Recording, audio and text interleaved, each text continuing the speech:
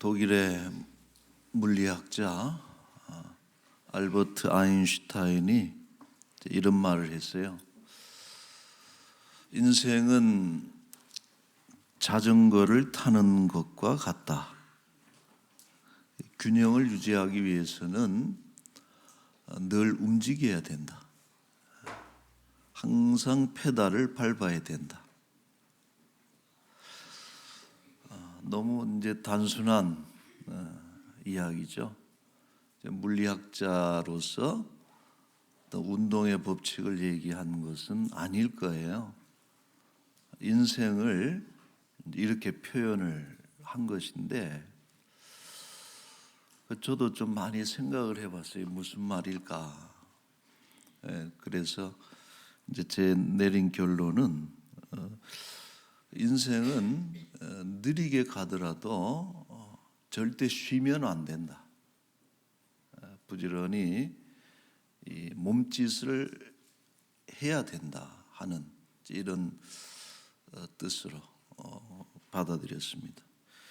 여러분, 신앙도 마찬가지입니다. 신앙도 멈추면은 넘어지게 돼 있습니다. 마치 자전거가 넘어지듯이 우리 어떤 신앙의 페달,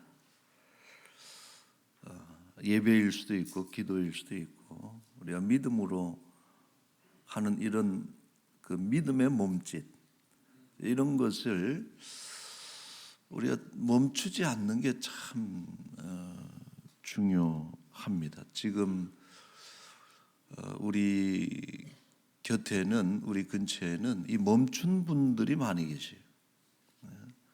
다시 시작해야 돼요. 뭐 이유가 있겠죠. 그 실망도 되고 힘도 들고 시험도 들고 이런 여러 가지 이유로 어떤 신앙의 표현, 이런 신앙의 몸짓을 멈춘 분들이 있겠지만은 때로 이해가 안 돼도 페달은 계속 밟아야 되는 것이다 생각을 해요. 여러분, 다윗이 참 훌륭한 인물인 것은 그가 숱한 고난과 역경 속에서도 이런 그 하나님을 바라보는 믿음의 그 행위를 멈추지 않았다라고 하는 것이 아주 존경스러운 그 부분이죠. 그런데 이 다윗이 크게 실패한 적이 몇 번 있습니다. 예를 들어서 밧세바 사건이 그렇고, 또 오늘 살펴볼 인구조사의 사달도 그렇다는 거예요. 이 두 가지 사건의 공통점은 뭐냐면은 다윗이 평안할 때입니다.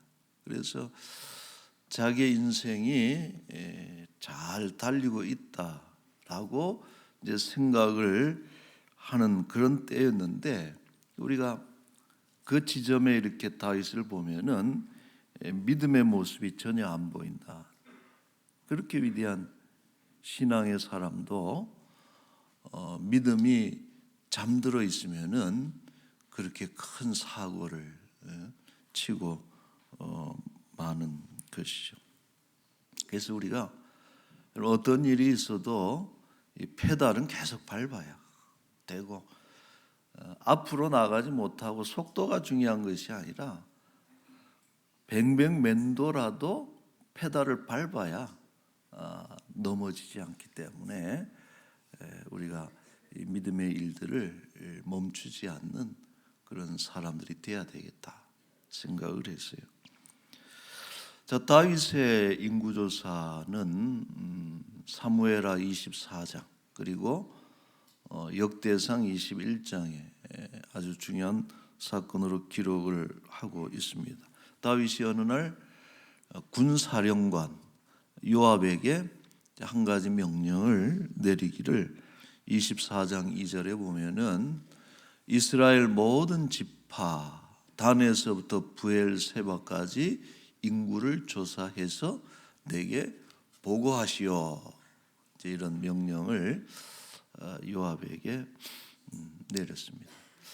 여러분, 국가가 인구조사를 할 때는 두 가지 큰 목적이 있어요. 하나는 세수, 세금에 관련된 것이고, 그러나 더 중요한 것은 이 당시에 군사적인 그 병역을 위한 통계, 이제 이런 목적으로 하게 되는데, 자 그래서 요압이 군사령관 아니에요?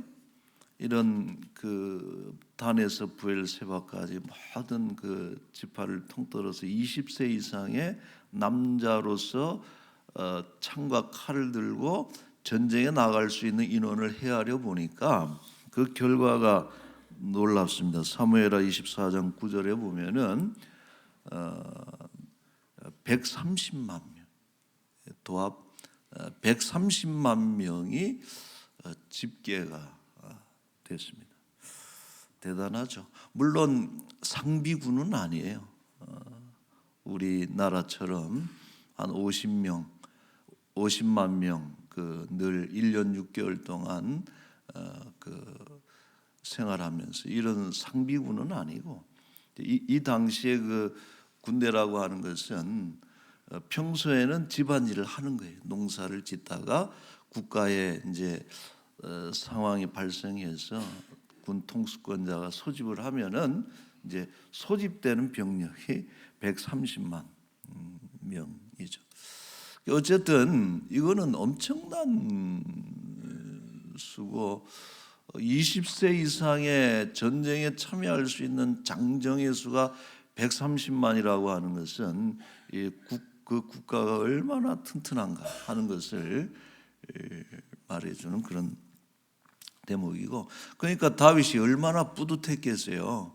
기분이 참 좋고 어깨에 아주 힘이 쫙 들어가고 내가 부릴 수 있는 병력이 130만 명이나 돼 하는 이런 또 그 마음이 있었을 거예요. 그러나 문제는 하나님께서 이것을 기뻐하지 않으셨다. 역대상 21장 7절에 보면은 하나님이 이 일을 악하게 여겼다. 악하다는. 그건 얼마든지 통치자가 할 수 있는 그런 행정 사항이고 인구조사 할 수 있잖아요. 그러나 하나님께서 이것을 악하게 보신 것은 인구조사를 그 실시하는 다윗의 의도가 너무나 악한 것을 하나님이 캐치를 하신 거예요. 뭐 하면 어때요? 그러나 문제는 그것을 하는 의도 속에 하나님을 멸시하고 하나님을 멀리하고 교만하고, 그래서 하나님을 신뢰하기보다는 그런 어떤 군병력을 이렇게 만들어 놓고 그것 때문에 내가 안전하다고 생각하고, 이런 어떤 아주 비신앙적인 의도. 하나님은 그러니까 우리가 뭘 하든지 간에 제일 중요한 게 의도를 보시는 분이 하나님이시다 하는 것을 우리가 기억을 해야 되는 것이죠. 근데 당시 이 그 다윗의 상태가 좀 안 좋았던 것이 사실입니다. 그래서 하나님이 이것을 악하게 보시고 그 화를 내시면서 징벌을 내리시는데 그 3일간의 전염병을 통해서 7만 명이 죽게 되는 엄청난 뼈아픈 사건이죠. 다윗의 그 통치 기간 중에. 자 그래서 다윗이 급하게 그제서야 허겁지겁 하나님께 탄원을 하죠. 하나님, 백성들이 무슨 죄가 있습니까? 제가 잘못해서 그런 것인데 좀 살려주십시오. 이제 멈추어 주십시오 하고서 간절히 이렇게 기도를 할 때에 하나님께서 그러면 제단을 쌓고 제사를 드려라 하고서 그 제사를 드린 장소가 그 아라우나의 타작마당이라는 거예요. 여부스 사람 아라우나의 타작마당에 제단을 쌓고 번제를 드리고 또 화목제를 드릴 때 그제서야 재앙이 멈췄다. 이렇게 성경이 기록하고 있습니다. 자, 그때 제단을 쌓았던 아라우나, 여부스 사람이라 그랬잖아요. 여부스가 예루살렘의 옛 이름이거든. 그래서 여부스 사람 아라우나의 타작마당이 후일 솔로몬이 성전을 짓게 되는 성전터가 되는 것이고, 또 그 옛날 아브라함이 아들 이삭을 하나님께 번제로 드렸던 모리아 산도 바로 저 지점이고 하는, 그러니까 참 그런 것도 신비하죠. 자, 그래서 다윗이 이제 그 일을 겪으면서 인구조사의 어떤 그런 비극적인 사건을 겪으면서 지은 시편이 그게 30편이라. 물론 30편의 배경에 대한 여러 가지 그 설명들이 있고 주장들이 있는데 대개는 그것에 동의를 합니다. 그래서 인구조사를 그 사건을 겪으면서 다윗이 하나님께 만들어 올린 시편이 30편이고, 이것은 후일 솔로몬이 그 성전을 완공하고 낙성식을 할 때 그때 불려진 낙성가가 이 시편 30편이에요. 그래서 여러분 그 표제어에 그렇게 돼 있는 거예요. 다윗의 시이면서 곧 성전 낙성가다, 이렇게 표제를 하고 있습니다. 자, 우리는 이 그 사건을 보면서 한 가지 그 질문을 던지게 되는데, 뭐냐면은 좀 하나님이 너무 지나치신 것 아닌가? 물론 그 다윗이 불순하긴 해도 그것 가지고 7만 명이 죽는 그 엄청난 재앙, 하나님이 지나치신 것 아닌가 하는, 왜 그러셨을까? 이런 질문을 할 수가 있는데, 우리 문맥을 살펴보면은 좀 이해가 되는 부분이 있는 것이, 사실 하나님은 이미 벌써 이스라엘을 징계하고자 벌을 내리시려고 하는 그 마음이 가득 차 있는 상태이셨다라고. 여러분, 하나님은 인내하시는 분이지 화가 난다고 그냥 확 쏟아버리시는 분은 아니거든요. 우리하고 달라요. 우리는 화가 나면 그냥 확 그냥 풀어버리지만 하나님은 참으시는 분이에요. 어떻게든 참고 인내하시고. 근데 그 당시 그 이스라엘의 영적인 상태, 다윗의 어떤 영적인 상태를 비롯해서 이것이 이미 하나님께서 적신호를 그 하나님 보실 때는 뭔가 심각하게 보고 계시는 이런 시점에 그 다윗의 인구조사는 일종의 우리가 트리거라 그러죠. 방아쇠를 당긴 것이 바로 그 인구조사라는 것이지, 그가 하나 가지고 하나님이 그런 일을 행하시지는 않으셨다 하는 것을 우리가 기억할 필요가 있어요. 자, 사무엘하 24장 1절에 그래서 이런 말씀이죠. 여호와께서 다시 이스라엘을 향하여 진노하서 그들을 치시려고 그 다음에 인구조사가 되어진 이런 순서를 볼 수 있습니다. 여러분, 당시 이 다윗의 마음 중심이 매우 심각했다는 거예요. 변질, 우리가 타락. 그렇게 신앙이 좋은 다윗이 이제 좀 살만해요. 노년에 모든 대적을 다 물리치고 평안하게 이렇게 있을 때에 다윗이 하나님을 섬기는 것보다는 자신의 권세를 더 즐기는, 130만 명의 군대 군사령관 통수권자 수장이 된다는 것은 얼마나 대단합니까? 지금도 그 대통령 그 군대 사열하는 데 가보면은 그냥 어깨가 그냥 절로 이렇게, 그 몇천 명도 안 되는 병력이 쫙 서가지고, 근데 130만 명이라는 애는 군대를 갖고 있으니 두려울 게 뭐가 있겠어요. 그래서 그 다윗의 마음속에 점점 마음 중심에 하나님이 다윗을 가장 좋아하셨던 부위가 어디예요? 마음이라는 부위거든. 하나님이 가장 이뻐하셨던, 다윗을 이뻐하셨던 부위가 마음 중심인데, 그 마음 중심에 이미 하나님의 그 모습은 희미해지고 그 안에 자기가 중심에 들어가서, 이런 것은 이게 타락이에요, 여러분. 타락은 그런 것이고, 그리고 이런 영적인 타락이야말로 가장 위협적인 것입니다. 그 병력이 얼마가 안 된다든지, 농사가 안 됐다든지, 이런 것들이 아니라 이스라엘의 근간을 흔드는 가장 위협적인 요소는 타락이라는 거예요. 하나님 은혜로 살아가는 그 백성이 하나님을 떠나가는 그런 타락할 때, 그것은 국가가 가장 위험해질 수밖에 없는 것이죠.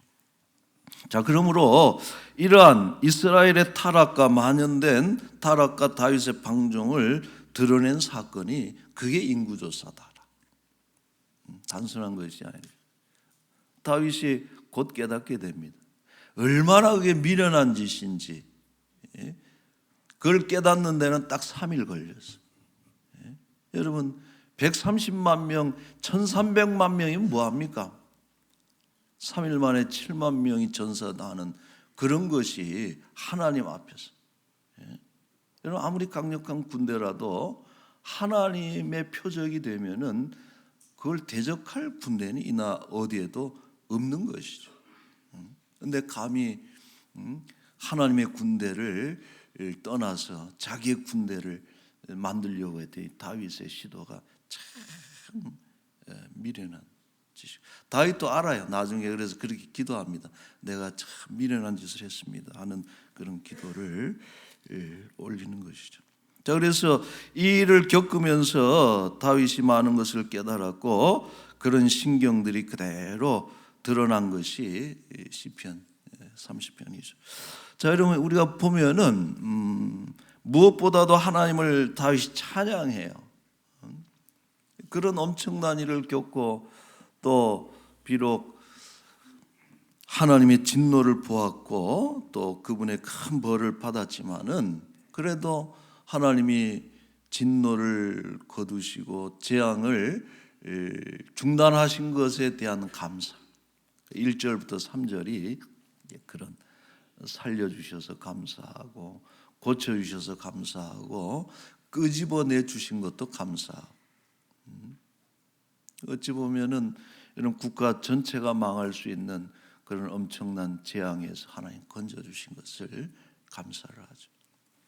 자, 그리고 뒤를 잇는 이 구절이 참 중요한 깨달음을 그가 표현한 거예요. 5절입니다. 5절 같이 한번 읽어볼까요? 그의 노염은 잠깐이요 그의 은총은 평생이로다. 저녁에는 울음이 깃들일지라도 아침에는 기쁨이 오리로다. 아멘. 노염은 잠깐이요 은총은 평생이라. 참 아름다운 식기죠. 저도 많이 묵상을 해서 이게 참 귀한 말씀입니다. 평생, 은총은 평생이라. 하나님, 그게 무슨 은총이에요? 평생이 은총이라 그랬는데, 그렇게 하나님 화내는 게 은총입니까? 이렇게 징계해서 7만 명이 죽어가는 게 이게 은총입니까?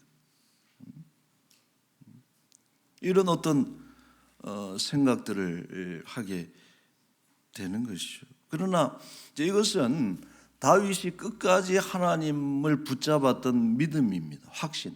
하나님은 어떤 분이냐? 은총의 하나님이시다라고 하는 것이죠. 잠시 하나님은 침묵하시기도 하고, 우리가 오해하죠. 그래서 하나님이 진노하시기도 하고 때로는 큰 벌을 내리셔서 고난을 겪기도 하지만은, 그러나 하나님께서 하나님의 백성들을 향해서 가지고 있는 모든 정책의 그 중심은 은총이라는 베이스에서 우리를 대하시는 분이 하나님이시다라고 하는, 잠깐 놓였고 잠깐 어떤 이런 징계를 받긴 하지만은, 그러나 하나님은 이것을 통해서도 우리에게 은총을 베푸시는 분이 하나님이시다라고. 여러분, 이것은 참 중요한 어떤 확신입니다. 우리가 잡고 있어야 돼요. 우리가 평생에 의심해서는 안 될 것이, 하나님은 우리를 향해서 호의를 갖고 계신 분이고, 우리를 후하게 대하시는 분이고, 우리를 선하게 대하시는 분이고, 하나님은 우리를 향하신 가장 중요한 생각이 은총이다라고 하는 것을 여러분들은 절대 의심해서는 안 되는 것이죠. 잠깐의 노염조차도. 그래서 저는 그것이 하나님 은혜의 칼라다. 다양한 칼라. 뭐 칭찬하고 좋은 것 먹여주고 높여주고 잘되게 해주고 이런 것만이 하나님의 은총의 칼라가 아니라 그 속에는 하나님의 뼈아픈 진노도 있는 것이고 징계도 있는 것이고 이런 어떤 고난도 있는 것이고 이런 것들이 다 그 하나님의 은총이라고 하는 큰 흐름 속에 같이 은총의 표현으로 등장한 그런 것이다. 여러분 어때, 동의하십니까? 하나님의 은총, 평생의 은총. 여러분 세상은요 웃음 속에 칼을 품고 있을 때가 많습니다. 그래서 그거를 누가 유식한 말로 소리장도다 그랬잖아요. 웃는 웃음 속에 칼이 감춰져 있다. 그 고려 말에 권세자라 그러나요? 이인임이라고 하는 아주 그 유력한 정치인이 그 변방의 그 장수 전쟁터를 떠돌다가 중앙으로 이제 불려 올라온 초보 정치인이 이성계. 내가 선배로서 한마디 해주겠네 하고서 그 한 수를 더 주는데 뭐라고 표현을 하는가 하니, 정치하는 사람의 칼은 칼집이 아니라 웃음 속에 숨기는 것이다 하고서 그 정치의 비정함, 겉으로는 웃지만은 그 안에 있는 칼이 그 웃고 있는 그 상대를 향해서 틈만 나면 없애버리려고 하는 이런 것이 이제 그 세속 정치의 비정함이고 세상인데, 그러나 하나님은 어떤 분이냐, 화를 낼지라도 그것이 우리를 위한 하나님의 은혜의 표현이라. 여러분 감사해야 돼. 누군가가 나를 위해서 정말 나를 어떻게 무너뜨리려고 없애려고 죽이려고 그러는 게 아니고, 나를 위해서, 내 행복을 위해서, 내가 잘 되기를 위해서, 나를 위해서 너무나 화내는 사람, 화내주는 사람이 있다면은 정말 행복한 사람.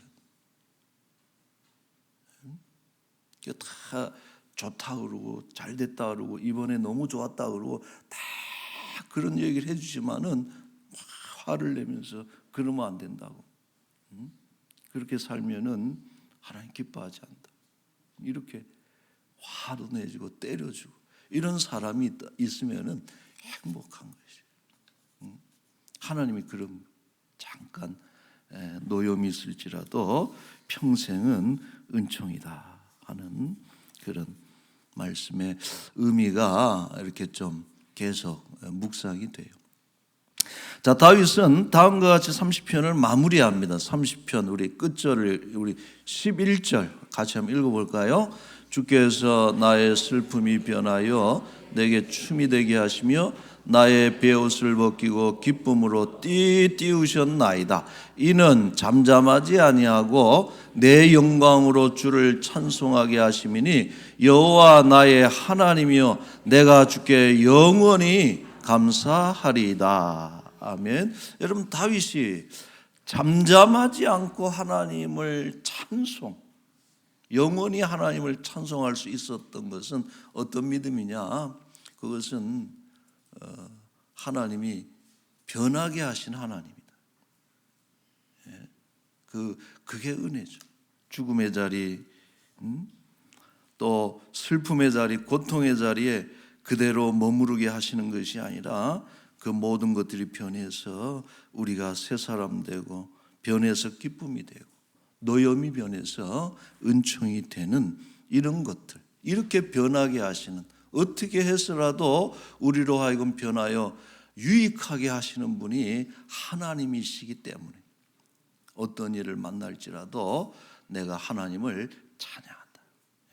노여움의 그 순간에, 징계의 그 순간에, 고난의 그 순간에 있을지라도 이 모든 것들이 다 변해서 또 하나님께서 은혜로 베풀어 주실 것이기 때문에 그 하나님을 신뢰함으로 찬양하는 것입니다. 사랑하는 성도 여러분, 지금 우리 고통 중에 있는 성도들이 있다면은 변해서 기쁜 날이 반드시 올 줄로 믿습니다. 아멘. 자, 결론 말씀을 맺겠어요. 자전거를 탈 때 여러분 제법 힘든 구간이 있어요. 어떤 구간이냐면은 완만한 경사가 오래 가는 게 그게 제일 안 좋은 코스라. 근데 그 지방에 보면 그런 도로가 유독 그 돋보이는 도시가 하나 있어요. 제가 그 도시는 얘기 안 할게요. 만약 또 항의하면 안 되니까. 근데 그 도시는 유명한 도시인데 들어가는 것도 완만하고 나올 때도 그러니까 자전거를 탈 때 그때가 제일 힘들어. 차라리 급한 경사가 있으면 막 죽을 힘을 쓰고 올라갔다 그 다음에 뭐가 나와요? 내리막이 나오니까 신나거든. 신나는데 이게 아주 조그맣게 그래서 쉽게 보이는데 발은 부지런히 움직여야 되는 거예요. 쉴 수가 없어. 제가 뭔 얘기를 하는 거 하니 인생이 그와 같지 않아요. 여러분 인생의 급경사가 몇 번이나 있겠어요? 다윗처럼 이런 뭐 바세바 사건이 인구선 이런 게 뭐 몇 번이나 있겠어요? 인생은 제가 볼 때는 그냥 완만한 경사 같아요. 그냥 사는 거야. 누구나 살 수 있어요. 안 배워도 살 수 있어요. 조금 약해도 살 수 있어요. 그냥 그런 인생이야. 근데 여러분 그런 인생을 살아갈 때 중요한 것은 몸짓을 멈추지 않는 게 중요하다. 믿음 생활도 그런 거예요. 여러분 우리 믿음에 무슨 이런 고비가 뭐 몇 번이나 있겠어요. 늘 똑같은 거예요. 그러나 우리가 이렇게 주일날 와서 예배드리고 아침에 일어나서 그냥 습관처럼 성경 펴고 한번 잠깐 기도하고 직장에 가고 밖에 나가고 이런 것들이 이런 게 그냥 그런 페달을 밟는 거예요. 몸짓이. 중요한 것은 우리가 그걸 멈춰서는 안 된다. 절대 여러분 쉬면 안 되는 거예요. 조금이라도 앞으로 나아가야 되는 것이죠. 여러분 바라기는 이번 한 주간도 이런 믿음의 경주에 조금씩 또 그렇게 페달을 밟고 또 앞으로 나아가는 그런 한 주간이 되시기를 바랍니다. 여러분 절대 쉬면 안 돼요. 쉬면 절대 우습게 보지 마세요. 이런 조그만 것들이 우리를 살리는 그런 페달, 그런 몸짓이라는 쉬지 말고 이번 한 주간도 이런 믿음으로 이렇게 살아가시기를 축원합니다. 아멘. 기도하겠습니다. 거룩하신 하나님, 잠깐 힘들어지는 것, 또 잠깐 또 어려운 것들을 통해서 우리가 가지고 있는 그런 근본적인 믿음이 흔들리지 않게 하여 주옵소서. 인생에 참 굴곡이 많이 있지만은 그러나 우리를 향하신 하나님의 가장 기본적인 하나님의 태도는 은총이고 우리를 후하게, 우리를 선하게 선대하시고 후대하시고 우리를 하나님의 호의를 가지고 우리를 지키시고 또 우리를 인도하시는 분이 하나님이신 것을 우리가 그 믿음을 결단코 잃어버리지 않게 하여 주옵소서. 때로는 예배드리는 건 너무 힘들고 때로는 아침에 일어나서 성경 보는 거 힘들지만 그래도 그것이 뭔지도 모르고 또 감흥도 없지만은 그러나 어떨 때는 그렇게라도 믿음의 몸짓을 멈추지 않는 우리가 되게 하여 주옵소서. 그러다 보면은 또 좋은 날 오고 변하여 새 날이 오고 복된 날, 기쁜 날, 슬픔이 변해서 좋은 날 우리 하나님께서 결국은 허락해 주실 줄로 믿사오니 우리 사랑하는 주의 백성들 인생의 길마저 다 갈 때까지 하나님을 향한 그 믿음이 잠들지 않게 하여 주옵소서. 아버지 하나님, 우리 지금도 가난해서 병들어서 쉬고 싶고 믿음이 뭔가 싶은 그런 분들도 계실 것입니다. 하나님, 그러나 그들에게 특별히 말씀하시고 또 음성 들려주셔서 힘든 중에도 그들이 하나님을 향한 믿음의 손짓과 발짓을 꼭 멈추지 않도록 하나님 주장하여 주옵소서. 빨리 좋은 날 주시고 변해서 새 날 주시고 또 건강하게 하셔서 또 이렇게 함께 다 모여서 예배하는 복된 자리에 함께하는 그날이 하루속히 임하도록 주여 은혜를 베풀어 주옵소서. 감사합니다. 이번 한 주간도 우리와 동행하여 주옵시고 나라가 특별히 어려울 때에 지도자들이 회개하고 그 죄가 무엇인가를 돌아보는 그런 지도자들 돼서 이 땅을 잘 이끌어갈 수 있도록 하나님 이 나라를 불쌍히 여겨주셔서 고쳐주시고 또 재앙이 멈춰지게 하여 주옵시고 하나님 이 땅에 더욱더 하나님의 뜻이 이루어지고 그의 나라가 견고하게 세워질 수 있도록 하나님 이 나라 이 민족을 주장하여 주옵소서. 아버지, 우리 오늘 등록하신 우리 박희자 성도님 하나님 보내주신 줄로 믿사오니 우리 람원교회에서 믿음의 뿌리 잘 내려서 남은 생애가 더욱더 복되게 하여 주옵소서.